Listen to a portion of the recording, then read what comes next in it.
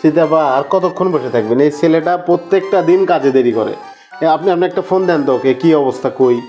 সব সময়ই নারায়ণ ভাইয়া কাজে লেট করে। দাঁড়ান, আমি একটা ফোন দিয়ে দেখি ওনাকে। সরি লেট হয়ে গেল, আসলে রাস্তায় প্রচন্ড জ্যাম। ভাইয়া আপনি সব সময় এভাবে কাজে আমি দেরি করেন। সঠিক সময় বের হয়েছিলাম কিন্তু জ্যামের কারণে আর কি লেট হয়ে গেল। যাই হোক, আপনি আপনার কাজে ফিরে যান, আমরা এখন আলোচনাটা শুরু করি। ঠিক আছে। নারায়ণ ভাইয়ার মতো এরকম অনেকেই কাজে যেতে দেরি করে। আজ জানা অজানায় আমাদের আলোচনার বিষয় এটি, কাজে দেরি। অনেকে মনে করেন কাজে দেরি হওয়ার অন্যতম একটি কারণ অলসতা। তবে শুধুমাত্র অলসতাই কি এর পেছনে দায়ী, নাকি রয়েছে মনস্তাত্ত্বিক কোনো বিষয়?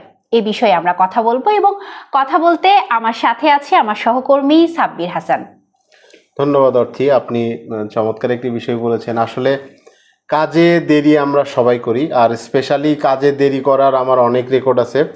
আর একটা বিষয় দেখেন, আমার শরীরের দিকে তাকান, আমার স্থূলতা আমার কাজে দেরি হওয়ার অন্যতম একটি অজুহাত হিসেবে আমি সবসময় স্থাপন করি। আমি তো মোটা মানুষ, আসতে আমার একটু দেরি হয়ে গেল। তো কাজে দেরি আসলে আমাদের সবারই হয়। তবে এই বিষয়ে মনোবিজ্ঞানীরা অনেকগুলো ব্যাপার গবেষণা করে তারা যে বিষয়টা মতামত দেন, যারা সাধারণত দেরি করেন তারা মূলত অপটিমিস্টিক টাইমার বলে তাদেরকে বলা হয়।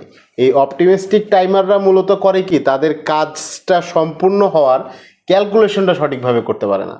তারা মনে করে সে এই কাজটা দ্রুত শেষ করে ফেলবে, কিন্তু আসলে সে ওই সময়ে আরও পারিপার্শ্বিক বিভিন্ন কারণে শেষ করতে পারে না। এই কারণেই কিন্তু তার কাজের দেরি হয়ে যায়, আলটিমেট ফলাফলটা হয়ে যায় যে সে দেরি করে ফেলছে। সাব্বির ভাই একটু দাঁড়ান, সাউন্ডটা পাওয়া যাচ্ছে না।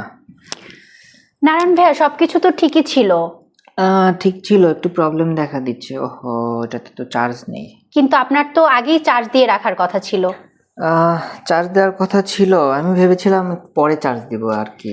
সাব্বির ভাইয়া, এটাও কিন্তু একটা কারণ। অনেকে আমরা ভাবি যে এই কাজটি কিছুদিন পরে করব বা কিছুক্ষণ পরে করব, আসলে দেরি হওয়ার কি এটিও একটি অন্যতম কারণ? হ্যাঁ, অবশ্যই দেরি হওয়ার পেছনে এটি অন্যতম একটি কারণ।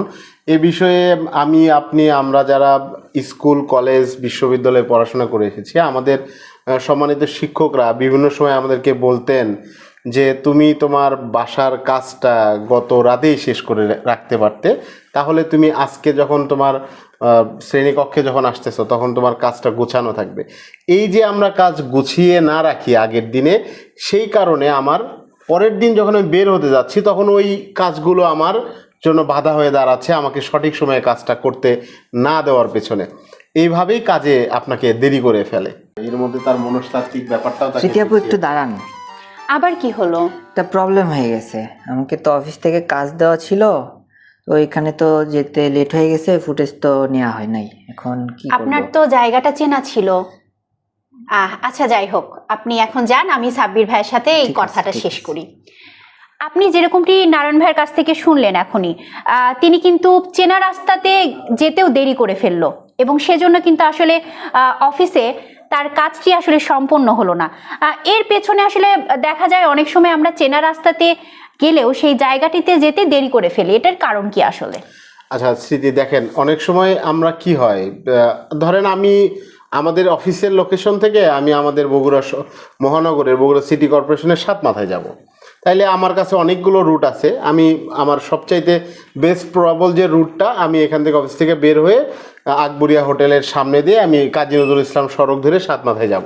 আমি ধরে নিলাম 5 মিনিটের মধ্যে আমি সেখানে পৌঁছাবো, কিন্তু আমি সেখানে পৌঁছাতে পারলাম না বিভিন্ন পারিপার্শ্বিক কারণ। যেমন থানার সামনে একটা জ্যাম লেগে গেল, কোনো একটা জায়গায় ঝগড়া হচ্ছে, একটা মোটরসাইকেলের সাথে একটা রিক্সা বেঁধে দিচ্ছে, কোনো জায়গায় ভিক্ষুক এসে আপনার কাছে বিভিন্নভাবে এমনভাবে আপনাকে আটকায় দিল, আপনি ওই জায়গাতে 5 মিনিটের জায়গায় আপনি এখানে 10 মিনিট ব্যয় করে ফেলছেন, কিন্তু আপনার টার্গেট ছিল যে আপনি 5 মিনিটের মধ্যে ওখানে পৌঁছতে পারবেন। এই কারণে আপনার চেনা রাস্তা হওয়ার পরেও আপনি ওই জায়গাটাতে সঠিক সময়ে পৌঁছাতে পারলেন না। এই জন্য আপনাকে চেনা রাস্তা হইলেও আপনাকে পরিকল্পনাটা আগে থেকেই করতে হবে, আমি ওখানে আসলে কখন পৌঁছাতে চাই। কিন্তু সাব্বির ভাইয়া, নারায়ণ ভাইয়াকে নিয়ে তো এই সমস্যাটা প্রতিদিন হচ্ছে, তাহলে ওনার জন্য সমাধান কি? আমি এই ক্ষেত্রে বলবো শুধু নারায়ণ না, আমাদের সকলের জন্য সমাধানটা কি হতে পারে, আমরা কোনো জায়গাতে সঠিক সময়ে পৌঁছানোর চেষ্টা না করে আমরা চেষ্টা করব কি ওই জায়গাতে সঠিক সময়ের অনেক আগে পৌঁছানোর।